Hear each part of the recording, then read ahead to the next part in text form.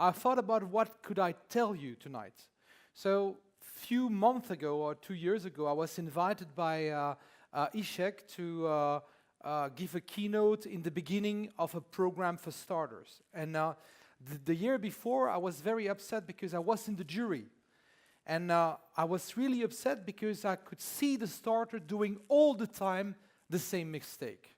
So I decided I was in the plane going to my holidays, and I wrote down a quick PowerPoint, and I published it on SlideShare, and it went unbelievable. Newspapers took it over. I had more than quickly 10,000 views on SlideShare. So I decided to try to promote a little those slides the way I'm telling the word that I'm using, lie, and I will explain what I mean by lies. So who am I? I'm an observer. I'm a coach. I've been coaching startups from 2001. I'm also a professor of strategy. My specialization is business model, and it means that business model really revolutionized the way that we create startups today. I had the chance to study, and all the study I've done was directed towards startups. So, as I was telling you, those last 15 years, I've seen always the same mistake. And every time, whether the people were preparing a business plan for a business plan competition, or the people pinching in front of me at the phone guarantee, for example, every time we're at the Microsoft Innovation Center, I could see people doing always the same mistake. This, despite the fact that today we have academic studies demonstrating that there is a process to create successful companies, that there is a process to avoid making mistakes, increasing the change of success. Good news, if there is a process, the process can be explained, it can be taught, and it means that we can talk about this process, what I will try to do tonight. And I was on purpose using the word lie, because the people are in fact lying to themselves. I don't know if you're familiar with Fessenheimer, with the cognitive dissonances. Darwin was saying, when I'm making my research and I discover something going against what I try to demonstrate, I write it down immediately, because that's what I'm going to forget. And I see that most of the time, inside of the business plan, when the startups are pitching, they are forgetting, consciously or unconsciously, some very important thing. That's what I'm intending to talk to you about today. First lie. Somebody pitching in front of me and telling me, my ID is just fantastic. I have the best ID. This doesn't mean anything. Why? An ID has no value. What has value is the business opportunity. And it's totally different from the ID. If you take a look about the environment of the ID, there are so many different things that has to be tested. The difference between an ID and an opportunity is what? Is that an opportunity is an ID that has been tested and validated. It means going in touch with the market. No business plan, no business ID survive the contact with the customer. So, a business opportunity, the one that you are ready to finance, is an ID that has been tested and validated based on two things. The first one is the risk. The risk has been tested, evaluated, and is becoming acceptable to be financed. And the second element is the financial attractivity. It's juicy. It has been validated. It is interesting to finance. Those two elements, when they are tested and validated, makes an ID an opportunity. But an ID has no opportunity. If a startups come to me and tell me, I have a fantastic ID, I will have all my warning, turning on. Second element, I can talk about my ID in case somebody will steal it. Come on, knock it off. If someone can just take your ID and replicate it, it means that you haven't created any value. You haven't created any value. It means that it's just, not a business project. So I will not be interested to go any further with you if you don't want to talk to me, explain me the ID. And if you don't talk about it, you cannot test it. Some people stay with their ID for months, for years, not willing to confront it to the market. Then you cannot validate it. You cannot demonstrate it's a piece of opportunity. For them, it's just an ID. Three element, I have the best product on the market. Why is it a lie? Startups are starting in niche. They cannot address the big market. Even Mark Zuckerberg with Facebook, in the beginning, it was for Harvard.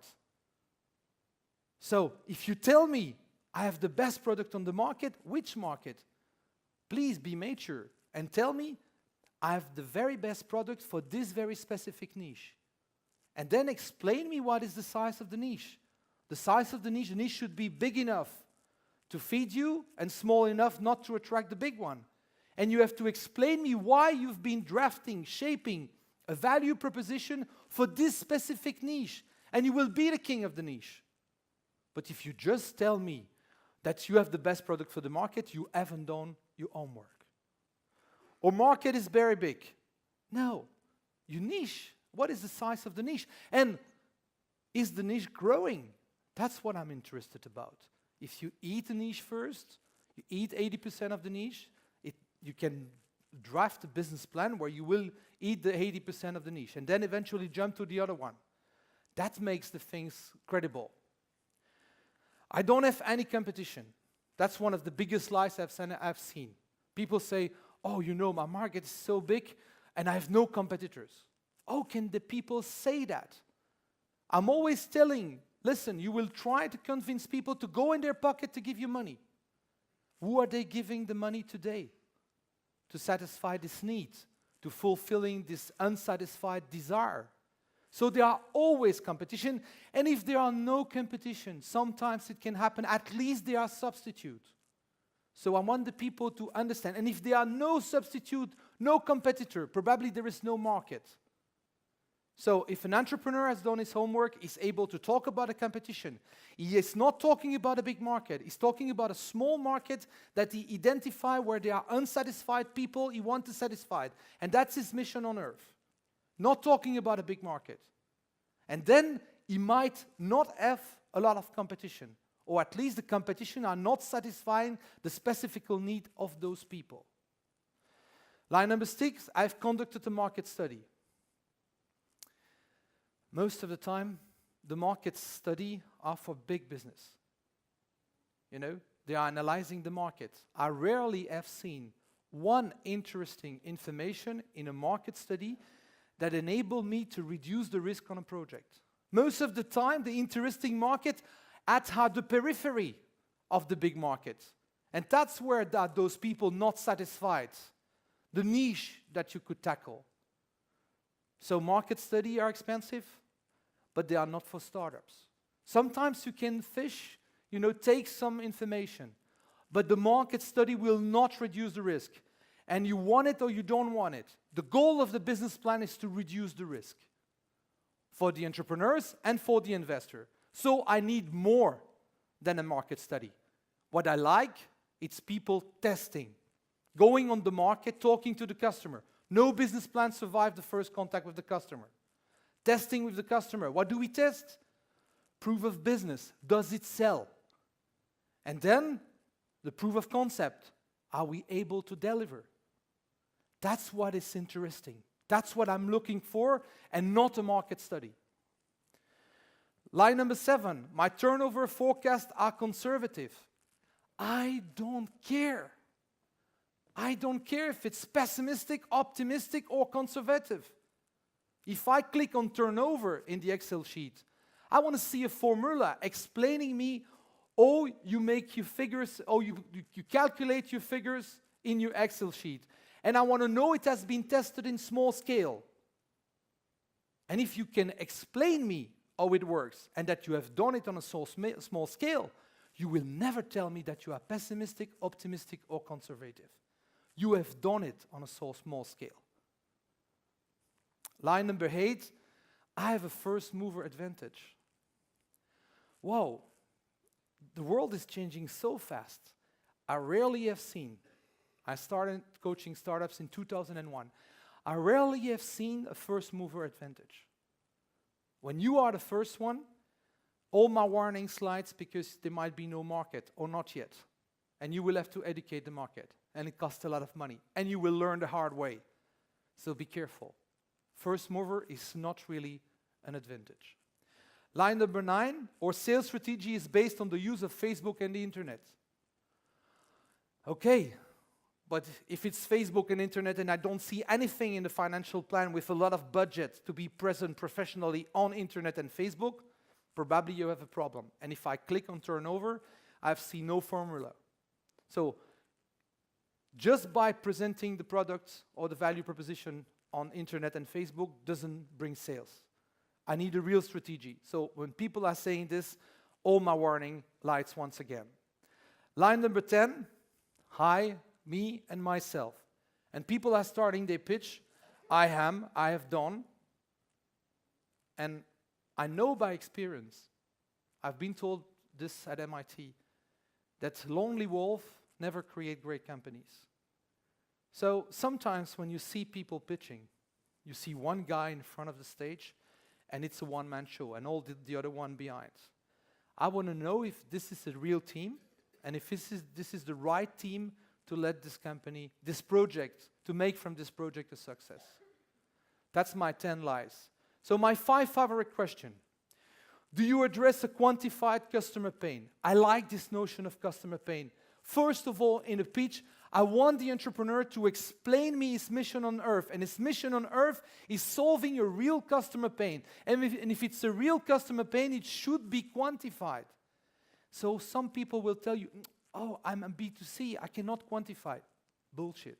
You can quantify. You ask the people why they would buy the solution. You ask 5 reasons and you ask them to quantify the 5 reasons. You can draw a curve and compare this to the competitor and the substitute. Second question, what are your 3 to 5 deal killer hypotheses? Very often entrepreneurs are pitching, they're very proud. We told them to have passion, they are convinced. By the end of the pitch, I said, what are the 3 to 5 hypotheses that might kill your deal if they don't happen? Then usually the face change. And we have a very educated conversation about the 3 to 5, and by experience there are 3 to 5 hypotheses in the business plan that could kill the deal. And based on my experience, most of those hypotheses could have been tested. So why they haven't tested, I would like to know. And if they want my money as an investor, I would like to know what can be tested before I invest the money. What has been tested, of course, I'm obsessed by the test. Why? Because if we agree that the aim of the business plan is to reduce the risk, what is better than a business plan? A series of tests. So POB, proof of business, proof of concept. What if you test with the customer? Does it sell? Can you prove the quantified solution? And proof of concept, are we able to really deliver what we've promised? What is your COCA?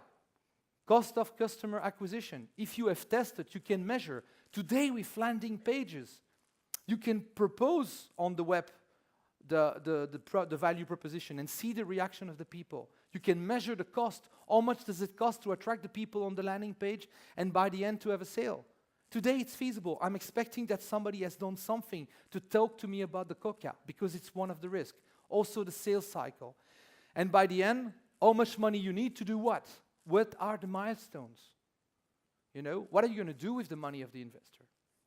This is what I wanted to tell you, and by reminding you the definition of a startup from Steve Blank. Steve Blank is a famous entrepreneur and entrepreneurship professor at Stanford. He wrote a fantastic book I advise you to buy. It's Startup Manual. And by the end, for entrepreneurs, there are 40 checklists for a startup candidate. A temporary organization, a definition of startup. It's a temporary organization searching. So the mindset is a researcher in a lab. Candidate startup are researcher in a lab, making hypotheses, designing tests. And they are searching for what? A repeatable and a scalable business model. So, I would like to finish by just telling you about a quote that stands in my office and say, never give up on your dream. And the entrepreneurship is one of the last accessible dream. So please, if you have this dream, think about it, try to don't do it again. Do it alone, sorry.